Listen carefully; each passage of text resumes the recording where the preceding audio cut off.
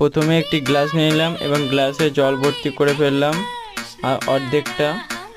তারপর একটা দেশলাই কাঠি দিয়ে সেটাকে ধরিয়ে দিলাম। দেখুন যতটা জল আছে ঠিক ততটাই পুড়বে। দেখুন আস্তে আস্তে কিভাবে পুড়ে যাচ্ছে এবং যতটা জল থাকে ঠিক ততটাই পুড়বে, কারণ জলের কাছে আগুন যেতে পারে না এবং সেখানে তাই পুড়ছে না,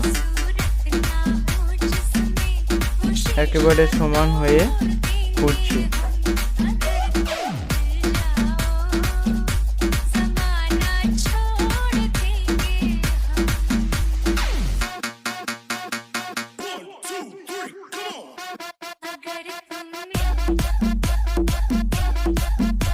দেখুন পুড়ে গেল এবং দেখুন যতটা জল আছে ঠিক ততটাই পুড়েছে।